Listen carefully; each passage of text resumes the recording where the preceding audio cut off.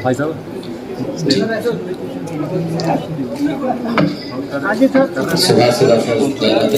के द्वारा संबोधित दिया जा रहा है। मैपल्स तकनीक के बारे में अविश्वसनीय बात यह है कि अनंत एप्लीकेशन और उपयोग हैं जिन्हें हम इस तरह के मैपल डिजिटल मैप का प्रयोग करते। भगवान कृष्ण ने अर्जुन को युद्ध के मैदान में और गीता का संदेश, एक जीवन का सार और उस समय संदेश दिया था, बहुत उपयोगी था। और न केवल उस समय के लिए उपयोगी था, वो आज के लिए भी उतना ही उपयोगी है। न केवल उस समय जो कुरुक्षेत्र रहा होगा उस समय कुरुक्षेत्र उपयोगी था, वो आज के कुरुक्षेत्र, आज के हरियाणा, आज के अपने देश और आज की दुनिया, सबके लिए वो वैसा ही उपयोगी है।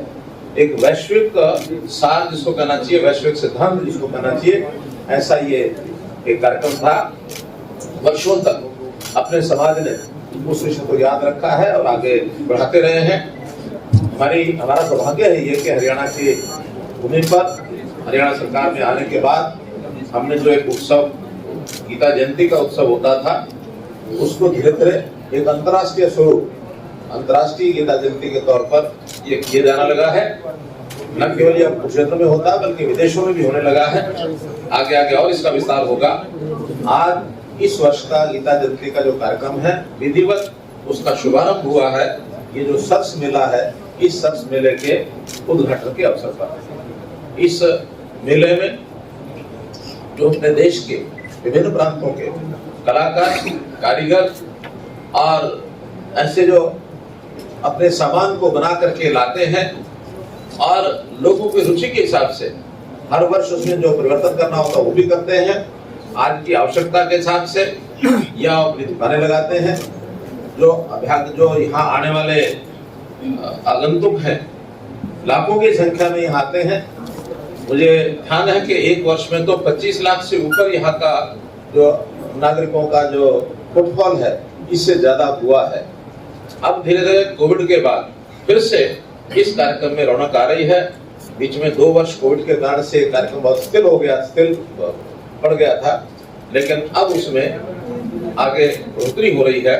आज का जो ये सर्स मेला का कार्यक्रम शुरू हुआ है, मुझे बताया गया कि इसकी शुरुआत इतने सुंदर तरीके से और इतनी बड़ी संख्या में लोगों के साथ जो आज हुई है, ऐसे पहले कभी नहीं हुई। कितनी दुकानें हैं? कुल 600 के लगभग यहाँ दुकानें हैं। इस बार तो हमने एक और बात कही है, कुछ स्टॉल्स, कुछ दुकानें, ऐसे हैंडीक्राफ्ट की चीजें, ऐसी हमारी कृतियां जो हरियाणा में हम बनाते हैं, हमारे लोग बनाते हैं और उनको विदेशी लोग पसंद करते हैं। तो विदेशों के भी लोग यहाँ आते हैं, लगभग 25 देशों के लोग, ऐसा अनुमान है कि यहाँ आएंगे थोड़ी बड़ी मात्रा में। लेकिन उनके लिए अलग कुछ स्टॉल बनाए जाए ताकि यहाँ की कृति को अपने साथ ले जाए और आवश्यकता पड़ने पर बाद में उन्हीं कृतियों को उनकी डिमांड के हिसाब से उन देशों में भी हम स्टॉल लगा करके दे सकते हैं। लोगों का रोजगार बढ़ेगा, हमारी जो सांस्कृतिक पहचान है उसका भी दूर दराज तक विस्तार होगा। तो ऐसे सर्स मेले के उद्घाटन के अवसर पर अंतर्राष्ट्रीय गीता जयंती का शुभारंभ और 4 दिसंबर तक, बल्कि सर्स मेला तो 6 दिसंबर तक चलेगा। 4 दिसंबर 29 से 4 दिसंबर विधिवत जो मुख्य कार्यक्रम है गीता जयंती के वो होंगे। सर्स मेला 6 दिसंबर तक चलेगा। तो इस 17 दिन के इस कार्यकाल के इस मेले का उद्घाटन हुआ। इस समय मैं सभी को बहुत बहुत बधाई और बहुत बहुत शुभकामना देता हूँ। सीएम साहब, आपसे पहले भी सरकारें रही हैं, कभी उन्होंने अंतर्राष्ट्रीय स्तर पर गीता विदेशों में भी गीता महोत्सव में रहता है, बहुत सारा नेक्स्ट मार्च में। जब भी जागो तभी सवेरा। सर, हरियाणा रोडवेज भी चलाई गई है 50% किराए में कई जिलों में, क्या कहेंगे सर? हमने इस बार 10 जिलों में यात्री जो इस मेले में आना चाहते हैं उनके लिए 50% किराए के ऊपर, इससे पहले सिर्फ 5 जिले थे, इस बार 5 जिले और बढ़ाए हैं। और जैसे जैसे उधर से उसकी उपयोगिता लगेगी, आगे अगले वर्षों में आवश्यकता हुई तो और भी ज्यादा कराएंगे। सीएम साहब, इस गीता जयंती के आयोजन को इंटरनेशनल जितने भी एयरपोर्ट्स हैं या जहां से टूरिस्ट आता है इंटरनेशनल, वहां पे डिस्प्ले नहीं किया गया ताकि जो इंटरनेशनल टूरिस्ट को पता चले कि गीता जयंती है, ताकि वो लोग यहाँ पे आ सकें। ऐसा क्यों? देखिए, ऐसा नहीं कि नहीं करते हैं, मुझे ध्यान में है चंडीगढ़ के एयरपोर्ट पर तो मैंने स्वयं बोर्ड देखे हैं अब दिल्ली के एयरपोर्ट का मुझे ध्यान नहीं है, किया हुआ सर, दिल्ली किया में दिल्ली में किया है।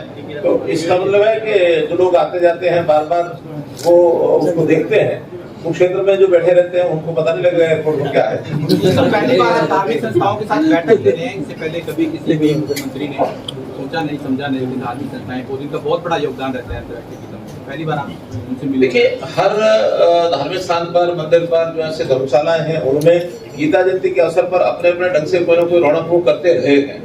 इस बार थोड़ा सा उनको बातचीत होने के बाद, मेरी एक मीटिंग पहले हो चुकी है, एक मीटिंग फिर 23 तारीख को है, और हमने भी उनको कहा, उनकी भी इच्छा है कि एक अच्छा भव्य स्वरूप यहाँ निकलना चाहिए, ताकि जो फुटफॉल यहाँ आता है गीता जयंती के नाम पर, क्योंकि ओवरनाइट एकदम नहीं होते हैं, धीरे धीरे आगे बढ़ते हैं। अब आगे बढ़ने में ऐसे सब लोगों ने भी अपने अपने यहाँ सजावट करनी है, कोई प्रदर्शनियां लगानी है, कोई प्रवचन करना है, कोई कथा करनी है, या अलग अलग दिन पर उन्होंने अपनी आरती का भी दिन अपना तय किया है कि एक दिन कोई एक संस्था अगले दूसरी संस्था से 15 दिन तक अलग अलग संस्थाएं आरती को करवाएंगी। जितना ज्यादा पार्टिसिपेशन होगा संस्थाओं का, उतना लोगों को भी आनंद आएगा। और हमने तो ये भी कहा है कि इन सब प्रमुख स्थानों पर कोई एक रूट बना दे, ताकि उस रूट पर पैदल चलने वाले पैदल चलें, वाहन चलाने वाले छोटे रिक्शा हैं, थ्री व्हीलर हैं, ऑटो हैं, या कोई ज्यादा आवश्यकता पड़ी तो बाद में बस की व्यवस्था भी सोच सकते हैं। लोगों की आवश्यकता के हिसाब से रूट बने, ताकि हम कुंभ के मेले देखते हैं तो कुंभ के मेले जैसे व्यवस्थाएं धीरे धीरे आगे बढ़ाते रहे हैं, ऐसे ही इस मेले की व्यवस्थाएं आगे बढ़ रही हैं, और इसमें सहज तरीके से जो आगे बढ़ जाएगी, लोगों को उसका एक लाभ मिलेगा, आनंद आएगा। सर 29 तारीख को प्रवासी आपका बहुत तारीफ है कि आप गीता जयंती का मुख्य कार्यक्रम 5 दिन का होता है, वो 6 दिन का है, 29 तारीख से 4 दिसंबर तक। 29 को जो पहला कार्यक्रम होगा उस गीता जयंती, अंतर्राष्ट्रीय गीता जयंती का, राष्ट्रपति महोदय 29 तारीख को यहाँ आएंगी। उनके आगमन पर हरियाणा सरकार की ओर से भी कुछ योजनाओं के उद्घाटन शिलान्यास भी कराए जाएंगे, और उनका जो एक मार्गदर्शन है, एक संरक्षण के नाते, सारे देश की वो संरक्षण है इस प्रकार की, तो संरक्षण के नाते हमें भी आशीर्वाद मिलेगा, हमको अच्छा लगेगा।